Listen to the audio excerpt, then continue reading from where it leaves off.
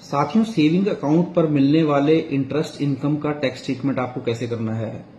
तो generally saving bank account आज के टाइम में हर व्यक्ति का होता है। वो जो अकाउंट है किसी बैंक के अंदर हो सकता है या फिर किसी पोस्ट ऑफिस के अंदर भी हो सकता है।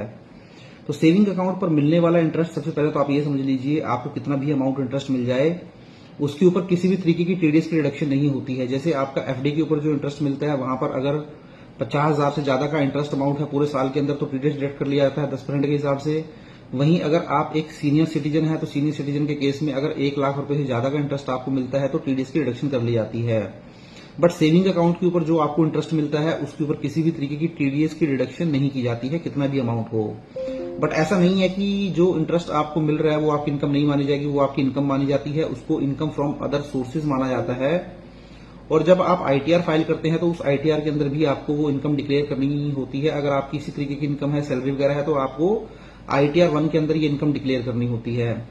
तो देखिए, अगर आपका ज्वाइंट अकाउंट है, ज्वाइंट अकाउंट के केस में क्या होता है कि जो फर्स्ट होल्डर होता है वहां पे एक डिडक्शन अवेलेबल हो जाती है। अगर आप एक जनरल सिटीजन है, जनरल सिटीजन का मतलब है अगर आपकी एज 60 ईयर से कम है तो आप जनरल सिटीजन की कैटेगरी में आ जाते हैं और यहां पर आपको सेक्शन 80 टीटीए की डिडक्शन मिल जाती है 10,000 रुपए तक के इंटरेस्ट की। सपोज करें आपका जो इंटरेस्ट था पूरे साल का वो 1 लाख रुपए था, तो 10,000 रुपए आपको डिडक्शन मिल जाएगी और आपका 90,000 रुपए जो है वो टैक्सेबल हो जाएगा। वहीं अगर आप एक सीनियर सिटीजन है तो सीनियर सिटीजन के केस में जो डिडक्शन मिलती है वो सेक्शन 80 टीटीबी के अंदर मिलती है और यहां पर जो डिडक्शन मिलती है वो 50,000 रुपए की मिलती है। मीन्स अगर आप एक सीनियर सिटीजन है, 60 साल से ज्यादा आपकी उम्र है या 60 साल है, तो उस केस में अगर आपका 1 लाख रुपए का सेविंग इंटरेस्ट है तो 50,000 रुपए लेस हो जाएगा। जो 50,000 रुपए होगा उस पर ही आपको टैक्स पे करना पड़ेगा या वो आपका टैक्सेबल स्लैब के हिसाब से आपकी इनकम में काउंट हो जाएगा।